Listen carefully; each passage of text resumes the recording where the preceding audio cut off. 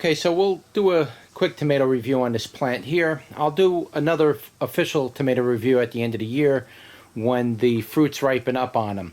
But a lot of these fruits are turning out to be runts where there's no seed in them, and or they're getting blossom end rot on the fruits, maybe because I'm watering too much or not watering enough or not watering consistently. I'm not entirely sure, how to grow this plant efficiently. So this is called the wild Peruvian tomato, Solanum peruvianum, or peruvianum. I'm not sure how you pronounce it yet, but I'll put the correct spelling in the description. So what I'll do, there's one here that might have blossom end rot in it. It might be ready. I don't know, but we'll try to do a taste test on that anyway. As you can see, there's many little fruits on here. Now these are all small. They should get bigger than that. They should get to around, I'm not sure if you can see that, to around the size of that right there. Okay, they should get to around that size. So when they're that size, then they make the seed. But when they're this small, they don't make seed. And quite a few of these are dropping and falling off onto the ground. And I've been picking them up. I did taste test a couple of them. And the taste varies on them. And that could be because they're either A, getting blossom end rot, or they're just not developed enough and the plant just rejects the fruit and drops it. So it could be a combination of things. I'm not exactly sure what is going on with this plant, or maybe what am I doing wrong with it. It's a new experience for me, so I don't really know quite how to grow this plant just yet, but we'll learn as we go, as they say. So this plant basically comes in two different forms. It comes in a self-compatible form and a self-incompatible form. And I believe this is the self-compatible form that I have, but when you get seed from somebody, you don't necessarily know for 100% sure what you're getting. So this could be a self-incompatible form, which is the most difficult version of this plant to grow successfully and then be able to get fruit and seed off it. So it's very possible it could be the incompatible form, but I'll double check all that details and I'll put it in the description once I get to it. But this plant, as you can see, I'll try to back up and show this to you. This plant is absolutely enormous. It literally took over the whole center part of my greenhouse. I almost wish I never planted it here, but I did plant it here. What I did was I put the pot here, and by the time I went to go pull a pot out and move it to the the outside garden, this plant has already taken off incredibly. The root system was so embedded into the bottom, I would have had to rip up the whole root system. I didn't really want to take my chance with this because I don't really know this plant that well to do that, because sorry about that, I had to change the memory card because the memory card got full and I stopped recording. So I'm not 100% sure where I left off. But nonetheless, I think I left off with the fact that there are two versions of this plant. One is a self-compatible and another one is a self-incompatible version. I do believe this is the self-compatible version, but I could be wrong because a lot of the tomatoes that are coming off of this are what are known as runts. They don't produce any seed, and they're basically useless as far as trying to grow for seed. So there's a very good possibility that this may be an incompatible form, and if that is the case, getting seed for this will probably be close, if not next to impossible, to get seed from. But I can certainly assure you, even if I get one plant with seed, for the incompatible version, it'd be very rare, and I will still try to capture that on camera to show you what the seeds look like, and we'll go over it. So I'll do a little more research on what exactly I did get and see if it's the self-compatible or the self-incompatible version. So let's pick one of these early. Now I have taste tested these a couple of times and they're not quite ripe yet, but I do got a very distinctive flavor. This plant, I also noticed, is very subject to blossom end rot because I am getting quite a few tomatoes that are getting blossom end rot. And I don't know if that's because I'm overwatering it, underwatering it, I don't know. This plant is new to me, so anyway, here's one here that's getting a little blossom end rot, but we still can break this off and give it a go. Give you an idea what it looks like. This is a small one. This is not an official tomato review on this. I do have tomatoes that are coming out that are very gorgeous, very nice, very healthy. No blossom end rot on these at all. Try to give you a good view of that.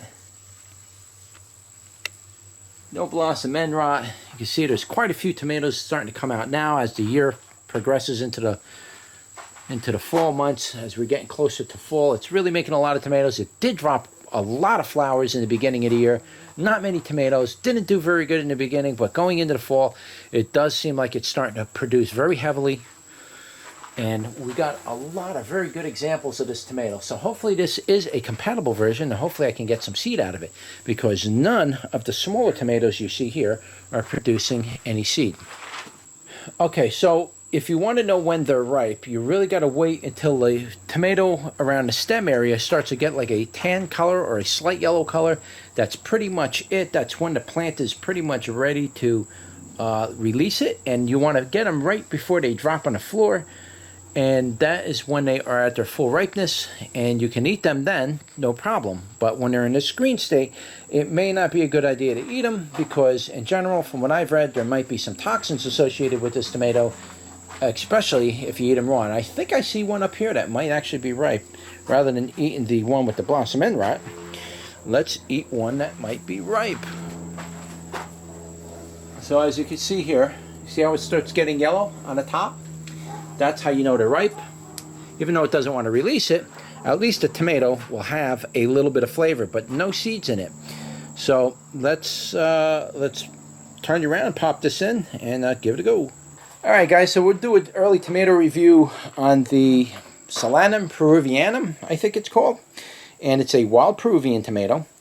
And this is just one of about 18 known varieties of wild tomato that are known to be located within Central and South America. So this is just one. This is the wild Peruvian tomato. Again, there's two versions of this tomato. They're both identical. You can't tell a difference between the two. But one is a self-compatible version and one is a self-incompatible version. I'm pretty sure this is the self-compatible version. But if I keep getting runts where there's no seeds in it, I'm going to assume that that is the incompatible version, because that just simply means that it's not able to reproduce very easily by seed. Hopefully that is not the case, but if it is, I don't know if I'll be able to offer seed for the incompatible version, because it's very little seed you can get from that variety. You might get one or two tomatoes out of, say, 1,000 tomatoes that might actually produce seed. So at that rate, I will not be able to offer the incompatible version, but I don't know if it is yet. So it's a conundrum for me right now. But we'll see how things progress into the season. And if it is the incompatible version, or I determine that it is the incompatible version, I will eventually acquire the compatible version, and we'll grow that one out and review that as well. So here it is. That's the little baby tomato. As you could see, these do get about 2 to 3 times the size of this. And there's not much going on with it, but I can certainly assure you it tastes nothing like a tomato. And we'll try to describe that flavor for you right now.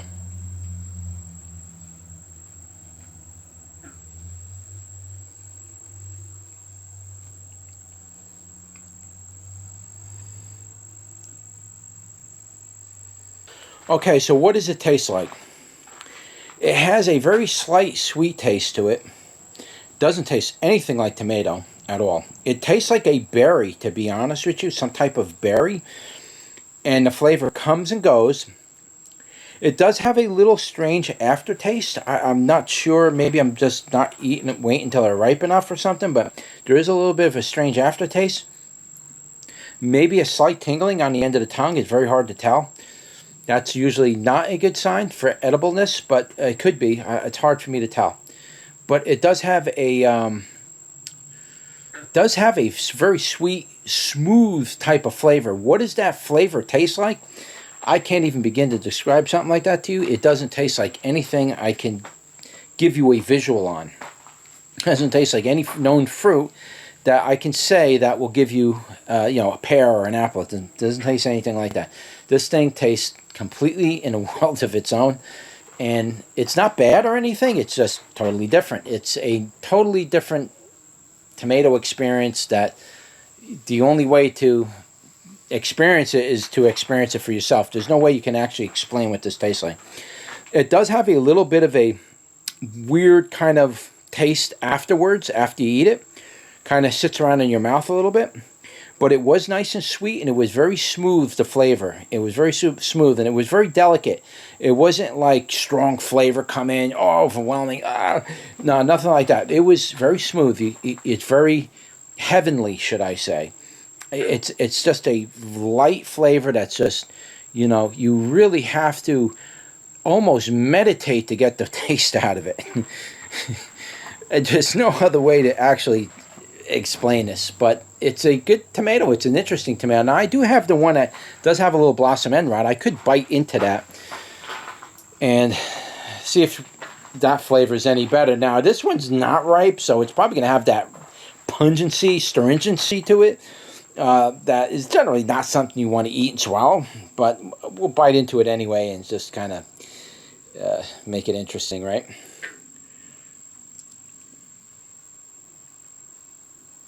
You see the little blossom end rot in there?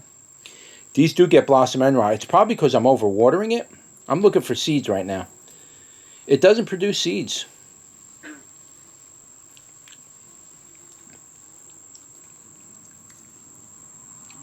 Don't want to throw that whole rotten thing in my mouth.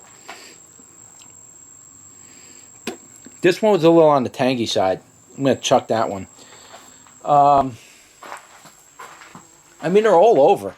Most of these little ones you see here, these little guys, none of those have seeds. None of those have seeds. The only ones that might have seeds would be like the big one up here. Right there. Can't see it on the camera, but there's a big one over there, that one. And there's a couple behind it. They might have seeds. And that's about it. All the rest are just small little tomatoes. Here's one that's got a little size to it. That one might get seeds on it.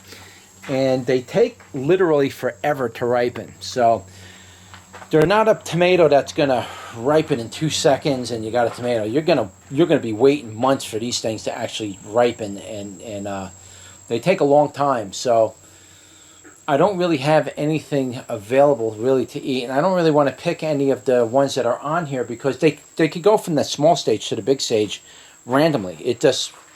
It'll pick one of them and just blow up like a balloon, and that's the end of it. The rest of them will get blossom end rot on the bottom of them and drop. The ones that blow up, it gets the most attention, and they don't get blossom end rot, and they probably produce seed. But the rest are like runts. The flower produces a fruit no matter what. So it's either going to produce a fruit that's going to be viable seed and mature, or it's going to produce a runt that's just going to come out of the flower no matter what and just be, you know, something to feed the birds, I guess, you know. Maybe that's why he does that. But a lot of them do get this blossom end rot on them, unfortunately. So, and the other thing too I noticed with this is I'm not seeing any purple blushing on these tomatoes. These tomatoes are known to get like a purple blushing to them. I don't see any of that at all with this. So again, this very well could be a incompatible version of it. So anyway, that was a quick review. Once these tomatoes go to a full maturity and I'm getting ready to go for processing seeds, I will visit it again and do an official tomato review for you. I just wanted to give you a brief overview of the plant and the information about the plant, and just give you an idea what the taste is. My tongue is still kind of stinging a little from that tomato. You gotta watch. Some of these tomatoes do have toxins in them that, you know, they're not necessarily good for you. So I'll have to look into this a little bit more. But you really need to wait till this tomato ripens, I think, before you start eating it like I just did, because the very tip is like zzz, like a little buzzing going on in my tongue, and that's usually not a good sign. So anyway, that's it. Don't forget to like, share, and subscribe, and I'll see you on the next one. Take care.